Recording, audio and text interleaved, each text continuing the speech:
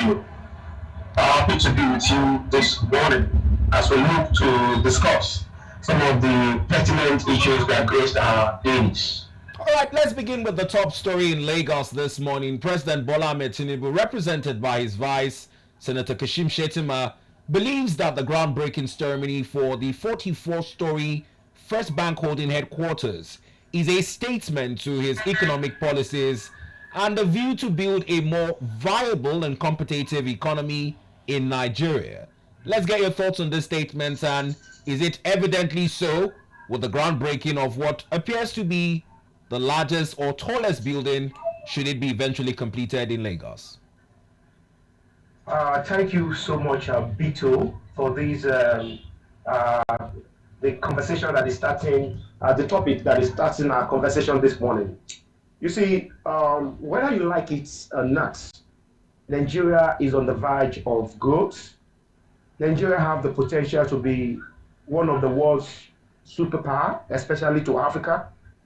Nigeria, as a blessed country with enormous human resources, natural resources, for over a very long time has not lived, to its expectation. But I'm happy with the new economic reforms and organizations, corporate organizations, they are now living up to their expectation. Over time, do you know that there are a lot of institutions, corporate organizations in Nigeria, private individuals that have great infrastructure outside Nigeria that has contributed to the growth of these aboriginal countries where they planted them. But right now, at least, we now have trust in the system. Our organizations now feel more relaxed, let me put it that way, to invest. They now feel a little bit more comfortable to invest this wealth that they have in their cover in the land. So that's apparently, by the completion of this 44-story building, it's not just going to be an infrastructure. It's not just going to be a building, a banking building. No, it's going to be for the development. It's going to be for the development of banking sector, economic-wise, financing, and other businesses. So it's going to definitely add to the GDP, add to the growth and the robustness of our economy when it's completed. Now, Patriot, you had cited that businesses are becoming more and more comfortable now with investing the enormous amount of wealth or resources that they have at their disposal here in the country. But beyond this comfortability, what do you think might have informed this decision for a new corporate headquarters in Lagos, orchestrated by the First Bank of Nigeria? Are there other indices that we might have not seen clearly on the board? Thank you, Shijuke. Shijuke, you see, you need to understand whether you like it or not. Though Abuja could be the administrative headquarters of this country, administrative capital of this country, but when you talk about economic headquarters, there you come to Lagos, you come to the southwest. Lagos is where the business thrives. Lagos has, as a state, is one of the most largest and the most populated cities in the whole of Africa. You don't expect such a gigantic edifice to be planted anywhere else apart from Lagos. Lagos economy can support the sustainability of that structure. Don't forget, like I said in my introduction, it is not just a structure, it is not just a building. It is not just an infrastructure, it is business hub. It's going to be an investment hub. And if you're looking for a destination for investment, for business, Lagos provides that ambience, that environment for economic to thrive. So you cannot read any political meaning to it. Take it as it is. You and I knows that Lagos is the economic headquarters of Nigeria and Africa. So if you want to do any serious investment or major investment, it has to be in Lagos, my dear. Now, the governor of Lagos State, Babajide Sanwo-Olu, had in his comments yesterday at the groundbreaking ceremony, sort of indulged the Central Bank of Nigeria to give more licenses to more banks in the country to set up their own headquarters or corporate headquarters, new corporate headquarters in Lagos as well. Do you see this happening? And for our banking industry, is this some sort of revolution happening? Will this spark off some healthy competition amongst the banking sector amongst these banks to better our banking sector? At the inception of the administration of President Bola Ahmed Tinubu, there are controversies that trail the media past that federal government is trying to relocate certain infrastructures, certain sector of the economy to some part of the country, of which Lagos has been. Do you mean to Lagos State, Patriot Desmond? Lagos has been repeatedly mentioned that some aspect of CBN should be transferred. So if the governor is making this appeal, it is in tune with the direction or the policy direction of Mr. President, that we need to start looking at putting the right pegs in the right holes. We need to start looking for how we can set up certain industries, certain infrastructure in certain environment that supports that business. For example, like I said earlier, Lagos is the economic headquarters. There is no GDP in Africa, in Nigeria, that meets that of Lagos State in terms of internally generated revenue. And if you're looking at economy that supports that ecosystem, that Lagos State provides that ecosystem for financing destination for businesses to strive. So if CBN can give licenses to certain business banks to go set up their headquarters in Lagos, is in tune with the policy reforms, with the policy directions of this renewed administration of President Bola Ahmed Tinubu. So there is nothing wrong with that, and I'm in support of that. Yes, you just need to know that Lagos is the destination for economy right now. But from my own view, I am advocating, since we are still practicing federal system of government, and we cannot give unnecessary priorities to a particular aspect of the country or particular state in the country without decentralizing this wealth across the 6 geopolitical zones. If you go to Ghana, for instance, you find out that development in Ghana is parallel across all the regions. I want a Nigeria where priority will be given to the 6 geopolitical zones.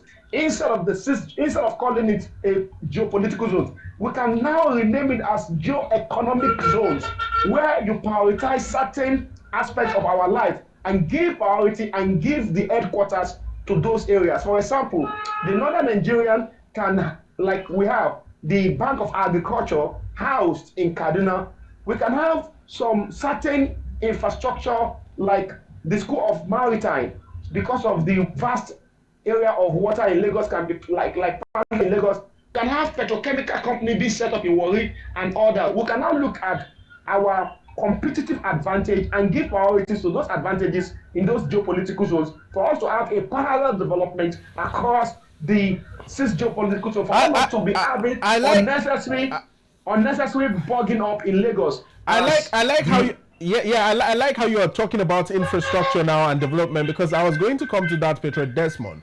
We all know how oversaturated Lagos is, and from your background, you can attest to this, that Lagos is always busy, always noisy. It's filled up with a lot of individuals. It's clustered, and it appears now that the only viable land that people are transitioning to is the Eco-Atlantic City, which doesn't come cheap, mind you. How do we ensure that in keeping all of these modalities in place, and also in ensuring that while residents of Lagos continue to live in Lagos, and with the massive influx of people into Lagos every now and then, the issue of housing, availability of homes in Lagos does not become a problem too big for the state government to handle? Shijuke, don't forget that Lagos is for the good, the bad, and the ugly. Interesting. Lagos has a very unique characteristics, and part of it that I would like to say is that Lagos can be the best place for the most wealthiest, for the average and for the poorest. Everybody can have a fit into any environment that is suit for them. And don't forget that geographically, Lagos is divided into two parts. We have the mainland and the island. The Eco-Atlantic that you just mentioned is situated at the highland. And don't forget that it is water area that is being reclaimed by the Lagos State government under the administration of Bola Ahmed Tinubu when he was governor of Lagos State many years back. That those Eco-Atlantic used to be slum. Now, it is a good thing for you to know that something is actually happening in Nigeria, but because of the instability in our system, we are not seeing it. The thing you need to appreciate is that there has been massive economic inflows into Nigeria and into Lagos State. Lagos is becoming like its own country. If you look at Eco-Atlantic is like a Dubai. It's like a country of its own. If you look at the vision that was envisioned by former governor of Lagos State, now president of the Federal Republic of Nigeria, Asiwaju Bola Ahmed Tinubu, is that he wants to have an economic hub, a place that can attract global investors. And that is the deal. That is the goal. That is the vision. And that is what is being transpired in the Eco-Atlantic. And don't forget that Eco-Atlantic is not a place where we naturally would like to look at the poor people or the common Nigerians to cite as their destination. No, it's for conglomerates, it's for international organizations, it's for international body to come and invest in Nigeria. There are places, despite the now, there are still some places in Lagos where you can get a plot of land less than $1,000. There are places in Lagos State, as I speak to you right now, that if the poor wants to stay, there is a place for the poor, for the average, and for the rich. So it's not in any way affecting the social life of the people or the stability of people or trying to create a balance. And don't forget that even in the Europe, even in any part of the world, there is always a place for the rich and for the poor. Very well said, Patriot Desmond. Let's move on to another issue in the news, and quite controversial it has been over the past few days. It's been trending. Yesterday it even got more dramatic with a clash between pro-Akpabio and pro-Natasha supporters at the entrance to the National Assembly complex. But within the complex itself, as the events of the day began, we saw the Code of Conduct, Ethics and Public Petitions dismiss Senator Natasha's petition against the Senate President, Senator Godswill Akpabio. And listening to the chairman of the committee, Senator Neda Imosin, he cited Section 40 of that code as saying that Senator Natasha violated it by signing the petition herself. It ought to have been endorsed by another senator. What do you make of this proceeding as it's now being called a petition dead on arrival? Thank you so much, Vito, for this. You see, politics is very, very weird in Africa, and democracy as a form of government in Nigeria is still a work in progress. And why I'm saying this is because if you look at the formation of the rules that guides the Senate, it's not perfect. It is not perfect in its applications and implementation of some of these rules. You see, you cannot detect somebody from expressing their grievances because of certain constraint that you have in the constitution or in their rules, that you need another senator to append to a petition. What if the Senate president had already have everybody in the Senate to actually, play to his But is that even possible, as you know that there are different parties, not just one party Senate? Is it possible to coerce? Don't also forget that the Senator Natasha, you don't say she is the one. It is not an easy task for somebody to come and append their signature to a senator, for that matter. If it is about people from outside, maybe somebody from the family, somebody from the business background, somebody from anywhere to append, it's easy. But you asking a senator who is not sure about the allegation in the first instance. And maybe that's what makes it an allegation. If you're not certain then I think as a lawmaker, she Yes, should know the rules. every crime is alleged until it has been proven. Even if it is a reality, even if there is a clip, even if there is a video to buy it, it's still allegation until the court determines and expedite that this thing is what is a fact.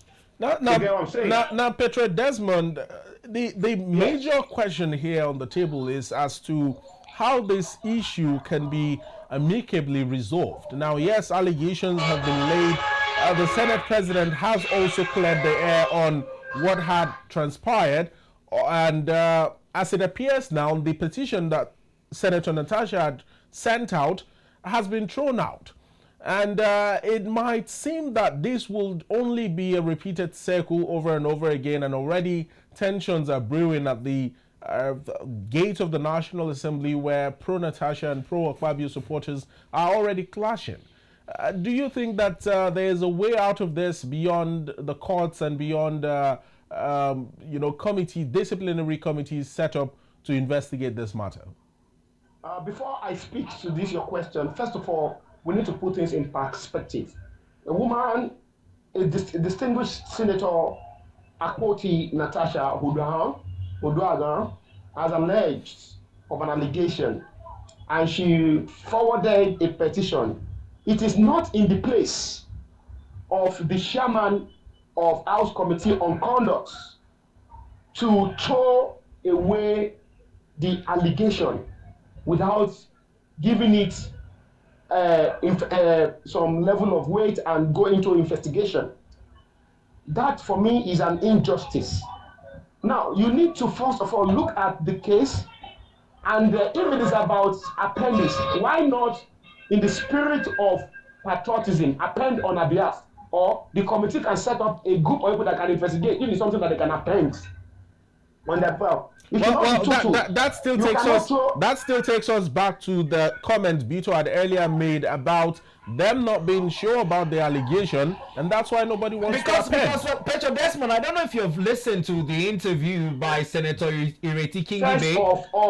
First of all, they should intervene and investigate. Patriot, can you hear me? Investigation. Patriot, can you hear me? Yes, I can hear you. The women leader on the floor of the Senate, Senator Ireti Kingibe, made mention of the fact that even as women in the Senate, if those issues had come before her table, it would be easy for her as women leader to append on Natasha's behalf. But rather, Senator Natasha lied in an interview that she had been in communication with her, and she was asked to have withdrawn the petition. Now, yes, it's a fact. It's a fact that politicking, there are people who don't like the Senate President. There is something you need to understand about the whole of this situation. Nobody, as it is now, can stand strongly behind Senator Natasha or Akpoti. But we can only, discuss this issue in the support of Senator as the Senate President, a distinguished His Excellency Senator Governor Fubara O, and also distinguished Senator. We'll just speak to the question. But the truth is this: for us to be able to speak logically, I want us to know that there are certain things that we need to change. Politics is played out. Some people don't want Senator Fubara O there as the Senate President, and they want to look for any loopholes to capitalize on and throw him out of the presidency. And some people are now backing on this window to see how they can unjustly crucify the Senate President. And don't forget that in this kind of situation, it is very difficult to actually stay on a particular fence, because now we don't know who is saying the truth or who is saying the false story. If it is Akpabio that is saying the false, or the senator that is saying the truth, we do not know until the committee that is established with the power to investigate is given that opportunity to investigate. Another argument. Now, Patriot, here's the challenge, because it's on the presentation of the cases at hand. Senator Natasha, on the one hand, took one of the issues to court in what she says is defamation by the aide to the Senate President, Patrick Fowobi O, who talked about her dressing. She says that issue is before the law courts. But the issue she wants tackled by the Senate is the allegation of sexual harassment against the Senate President. Now, many are asking, could these two issues have been handled in the Senate, or should they have been handled in the courtroom? Be that as it may, the two issues, you're talking about the Senate President, the number 3 citizen of the Federal Republic of Nigeria, and there are certain level of immunity that the Senate President is meant to enjoy. And that is why there are some issues that you cannot actually get justice for in the court of law as at now. Why is the Senate President Akpabio still remain the Senate President? But she joined him in the suit against his media aide, Patrick Fowobi. She joined him in that suit against... The allegation is not against the aide, it's against the Senate President. Let's get something clear. If only the provision of our laws can say that if anybody alleges anything against the Senate President, that the Senate President should first of all set aside, this whole issue would have been switched to handle. Or if Senate President in his own godly and God-fearing nature decide to step aside from the presidency of the Senate, it will even give some of the senators the leverage to even append to that allegation, that the petition that was written and submitted by Senator Natasha. Nobody would want to face the wrath of the Senate President, and nobody would want to speak against the Senate President, knowing how politics is in Africa and Nigeria particularly.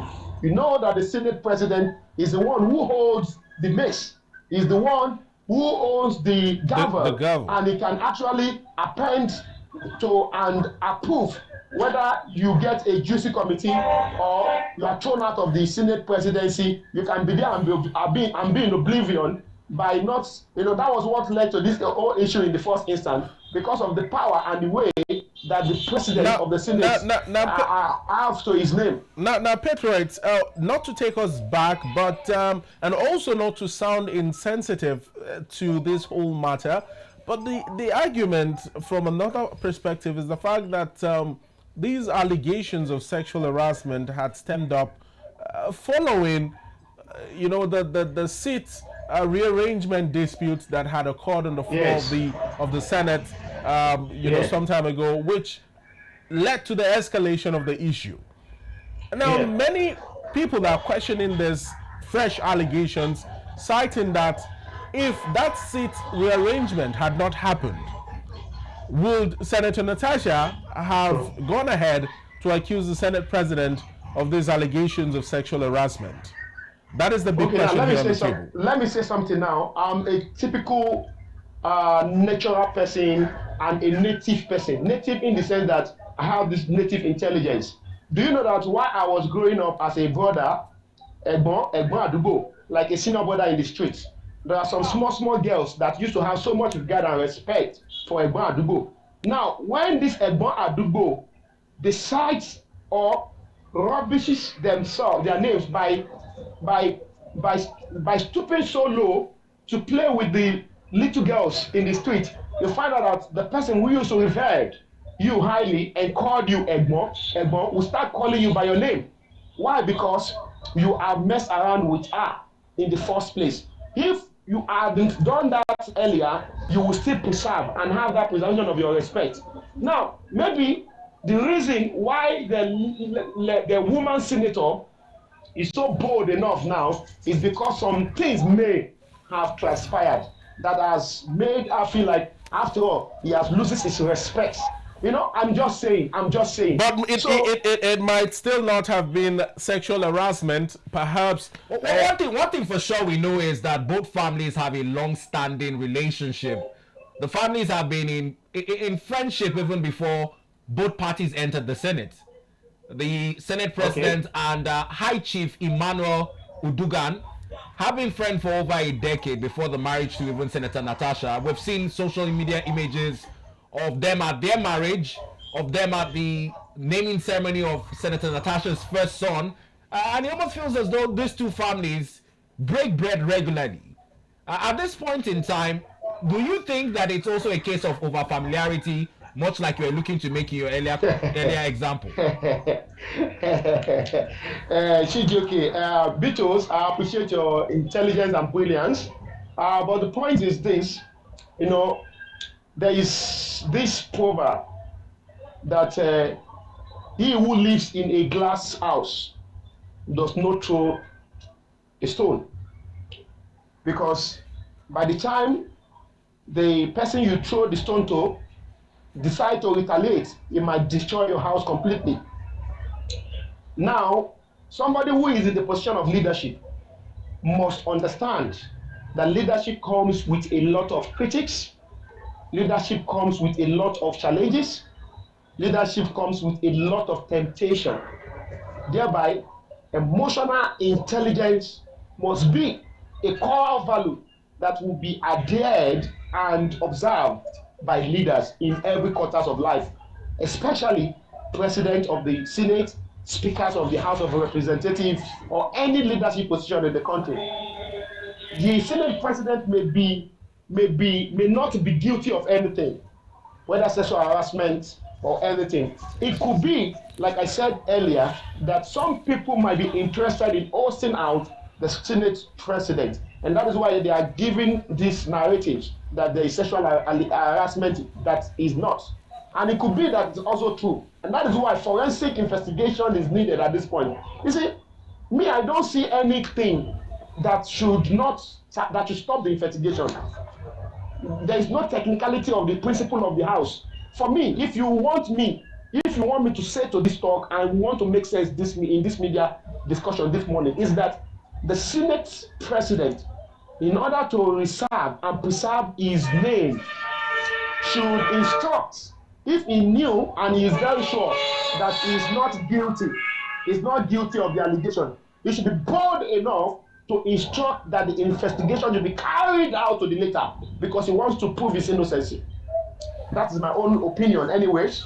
I don't know what the Senate president is thinking, but I think that would have written his name in gold if he can do such thing, because until investigation is carried out and any offender, because it could be a case of slander or libel, the woman will be punished. Now many at the end of the day. May have also. Do you know that it is a win-win? It's a win-win for the Senate president if he has not committed anything like that and he allows the investigation to go on unchallenged or undisturbed. Now many are also of the opinion that, much like the 9th Senate was dubbed rubber stamp, that the 10th Senate, by some mischief makers, are looking to be clouded with controversies, shifting focus away from the institution to individuals. At this point in time, do you think that this is mischief making to somewhat give the Senate a bad name, because it's now away from the individuals, it's now on the institution itself? To Shijoke, to what gain? Bitos, to what gain? To what advantage would that do to us as a people? You recall the last time you were here, credit was given to the senator standing down the screening of El Rufai. You said, and much like we heard El Rufai say later on, that it was not their doing, it was the doing of the president. Do you think that many always look to bring down the strength of an institution and make them look like they are only obeying the call of Mr. President, rather than an institution that can stand on its own in its integrity? And that is why leadership is very, very sensitive, and there are certain characteristics that anybody who holds that position must hold, and that is transparency, accountability, empathy, and truth, integrity. If these 4 principles can be fully adhered to, we do not have anybody. See, whatever anybody does, the reason why you can find out that some mischief maker can have their way is because the leadership of this country, some people who has occupied some leadership position in this country, have not actually or do not really deserve those positions, because you find out that these 4 elements or principles that should be inculcated and be part of their way of life is found wanting. For example, most of our leaders do not have integrity. Most of our leaders do not have accountability. They are not transparent, and they don't have emotional intelligence or sympathy for the people. And that is why mischief maker can always and everly have their way. So to correct these anomalies in our society and polity, leaders should live to the expectation of providing leadership at all time, at all cost. Well, let's hope that the issue is resolved in due time, and we don't have to revisit this very disturbing topic time and again. Well, moving ahead, Patriot Desmond, with a recent policy change in the United States and, of course, the stoppage of certain aids to countries, including Nigeria, we hear that the federal government is set to disburse about 10.3 billion naira for the procurement of HIV and AIDS medication, high blood pressure medicine, as well as diabetes kits. How much of an impact will this have on our health sector? When the declaration from President Trump was made, there were already fears and speculations of a surge in the number of HIV and AIDS cases in the country, and also the health sector falling into a depletable state. Is this a call to rescue by the federal government, and is it timely and well commendable? Well, like I said, I'm one of the people who believe that the president of the United States of America, Donald Trump, has not done anything bad to demand for accountability. I miss rumors that some of this money that has been, allocated or voted for humanitarian support to African country have been judiciously used for prosecuting conflicts and sponsoring what they call banditry and all these kidnapping and terrorism financing and all that. So now calling it off in order to carry out some forensic investigation into the spendings and the impacts that this has left the world with. So I do not see anything wrong in it. And besides, let me tell you, I've always said this and I will say it, that there is no aid that the Europe, the America, the British wants to give to the Africa for the purpose of helping to stabilize that country, but rather for their entrenched, their exploitative tendencies of those countries. And for me, if hate is to aid exploitation of the African country, they should stop it. Africa should live to their responsibility. Africa is far wealthy, far blessed to be demanding or be expecting any form of hate from any country in the world. If only Africa can sit up, the leaders can sit up and face their responsibility, I tell you enough that we have what it takes to take care of HIV, take care of malaria, take care of diabetes, take care of tuberculosis in Africa and Nigeria. So this effort by the president and the federal government of the Federal Republic of Nigeria to intervene swiftly into that lacuna or vacuum that has been created by this pronouncement by Donald Trump, President Donald Trump, is timely. It is very, very commendable, because in the last 4 weeks and 6 weeks, the kind of narration as regarding HIV and AIDS and the fear that is now in circulation is really, really something that affects human psyche. Because over the last 10 years, the USAID has helped in providing treatment and support to HIV/AIDS patients and malaria patients in Africa and Nigeria inclusive. Now, so if... Yeah, carry on, please. If the federal government, by the pronouncement by President Donald Trump, decide to swift into action, it's something that I believe that is timely. We can do comfortably without affecting our economy. Nigeria is rich. Nigeria is rich. The problem of Nigeria wealth is that it's not circulated and is not properly collected and incorporated into the system. Most individuals, there are some individuals in Nigeria that are far richer than the institution, that are far richer than the country. And that is why it now looks and is now reported widely. See, let me tell you, Nigeria will survive. Nigeria will sustain any kind of hardship because the wealth of Nigeria is far more than what is being declared by CBN or National Bureau of Statistics, NBS. Nigeria is far wealthy. There are individuals that are unbanked, that their money is not even in the bank. There are a lot of, half of the money of Africa, Nigeria is not in the bank, it's in the house. Well, Patriot Desmond, is your own wealth in the bank, or is it stored somewhere that we do not know? I'm not. You are not one of those people. My wealth is in the bank. Okay, fantastic. Well, speculations, or rather apprehensions, towards this disbursement of 10.3 billion naira is hinged behind whether or not this is a sustainable initiative. 10 billion naira is quite a lot of money, and if the federal government is disbursing this fund for I think just about a year, is it willing to annually disburse over 10 billion naira for the purposes of these three issues, talking about HIV and AIDS, diabetes, and high blood pressure? Do you think it's sustainable?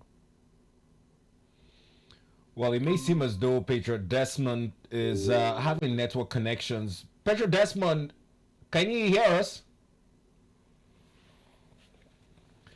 Now, whilst this decision was reached at the Federal Executive Council meeting yesterday, the vote is in the tune of 10.3 billion naira, and is supposed to create aids in line with the suspension of USAID as it concerns medication for diabetes and HIV drugs on retrovirals, antiretrovirals. Also, some of the decisions reached at the FEC meeting also saw the approval of a certain amount of money that's supposed to go into road construction. We're told that 679 billion naira has also been approved for 13 road contracts. Now, the federal government is also considering raising procurement limits to prioritize policy reforms in this regards. Now, whilst Patriot Desmond looks to reconnect and would be looking to get his thoughts on other issues in the news, it's important to state. Yes, Okay, you're back. I'm now. here. Welcome back. Yes. Well, Patriot Desmond, did you get my question before the call disconnected? Yes, I did. All right. I got that. You see, let me tell you, this, like I was saying before I had network issues, is that what we need is leadership. What we need is transparency and accountability. The money that is being voted for the treatment of diabetes, retroviral drugs, and HIV treatment is very, very timely, and it will really help to provide opium and alleviate the pains of people who live with this ailment or diseases. But the point is that over time, we've noticed that sometimes when billions are voted for certain stuff, they don't usually utilize to the later for that cause that is being meant for in the first place. And that has been the challenge. And that's why the issue of accountability and transparency is important. Even some of this money that has been allocated for roads, you find out that in this country, there are some roads, like for instance, I know vividly, Abuja to Lokoja, there have been series of allocation because of lack of transparency as regarding the process of procurement, because of favoritism, and because of abuse of power by executives, awarding contracts to their friends and foes, not having the competency to execute certain projects, and yet they are given priority when it comes to so policy reform in regard to procurement in Nigeria is timely and is something that would help to translate our efforts into success. Well, interestingly, let's hope that this timely interventions come into play. Now, 679 billion naira has been approved, also at the FEC meeting for 13 road projects. Now, we are not certain whether or not the Abuja-Lokoja expressway that you had cited is part of them, but rather the major argument on the table now is concerning the emergence of new road projects, whereas we have deplorable old projects or old roads that Nigerians cannot even ply, something that Nigerians have dubbed death traps. You can't ply roads safely without fear of either losing a tire or getting into an accident. How do we balance this one? Yes, I know that contractors want to make money, ministers want to make money, But is this at the detriment of the common man? Yeah, Chijike, you see, the problem that we are having as a country is not that we don't have certain institution or certain system in place to correct those problems. Yeah. Nigeria in paper have far better policies, agencies of government and all that. One of those agencies that have been established many years back to correct some of these problems you just cited as regard our deplorable roads across the country is FEMA.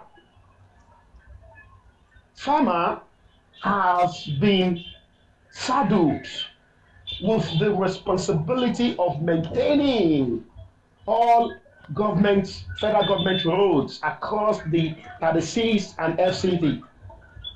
But in the recent time, in the last 8 years, you find out that the votes or the allocation for them to carry out this job has actually dwindled. Government has not given priority to FEMA, and that is a big issue that questions must be raised and answer is needed. Federal government should tell us why they have stopped the allocation to FEMA in order to put our road in good use, to maintain the road. Because normally, you don't expect that road will not wear and tear. You see, it is important the FEMA and the federal government understands that there has to be an agency of government that will be maintaining this road, because you cannot trust the state government. I know that some of these roads we talked about, they are actually domiciled in state, but the irresponsibility that has been displayed by some state governors in this country is really questionable, is really disturbing.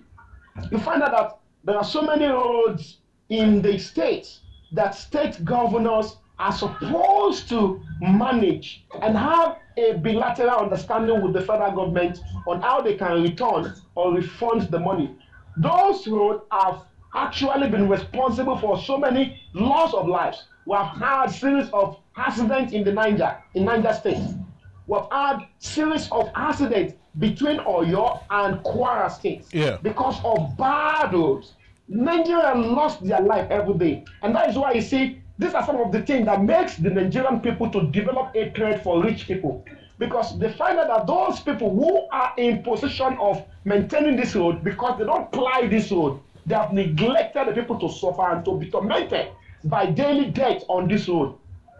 And that is why I would like to call on President Bola Ahmed Tinubu to show that truly he means that renewed old mantra that he came with by ensuring that he gives hope to FEMA again. He should give hope to FEMA. When President Bola Ahmed Tinubu gives hope to FEMA, he's actually giving hope to the Nigerian people. Because FEMA is saddled with the responsibility, and funny enough, FEMA has all the equipment. FEMA has all the equipment to maintain this road. What they are lacking now is allocation and votes from the president. Now we have less than 5 minutes. We have less than 5 minutes to wrap up our review on newspapers. Let's take the issues to River State now and just get your thoughts. A fresh showdown is looming, and it's over the 48 hours ultimatum earlier issued by the Honorable Martins Amahule-led assembly to Governor Siminalayi Fubara, in which he was supposed to represent the 2025 appropriation bill. Now, that timeline has elapsed, and we're told that the SSG said the governor is yet to receive that letter. But in line with these developments and a new date for fresh local government elections, what are some of your calculations as to how River States might look to resolve the issues between the governor and the Martins Amahule-led assembly? It's not going to be easy because of the players, those who are involved. They are rising stronger every day. Governor Fubara of River State and the minister, the Honorable Minister of FCT, Barrister Eyansam Wike. They have been on loggerheads since 2023, and this is 2025, 2 years down the line, and there is no breakthrough. despite the intervention of government, like the apex leadership of politics in the Niger Delta, President Bola Ahmed Tinubu at some point has also intervened, Supreme Court has intervened, and yet these two gladiators are not shifting ground. So I'm not telling you that, you need to study what is happening in the River State. And because of these players, they are waxing stronger every day, gaining support from their members. SIM is getting support from the people. Barrister Inyesam Wike is also gaining some support from the people and from the federal might, like some people will put it. So you don't expect that this fight will go down the lane anytime soon. But the only appeal that I have to the government of River State and the Minister of FCT, Barrister Inyesam Wike, is that they should shed their sword and embrace peace. They should embrace peace. Very soon, it will be election year. And funny enough, you see how crafty politicians are and how callous they are. Don't be surprised that a few months to the election, the same Governor Sim and Wike can mend fences and be on the same page again. And that is why they should not eat up the polity, because certainly they are actually benefiting from this conflict. All right, Patriot Desmond, we must thank you so much. It's been wonderful having you join us here on Morning Express and sharing your thoughts with us. And we wish you well, and do enjoy the rest of your day. Thank you so much, Ijoke. Thank you so much for Bito for having me this morning. Good to see you on Monday. We'll be able to be in the studio on Monday. Always a pleasure. Wishing you the best of the weekend ahead.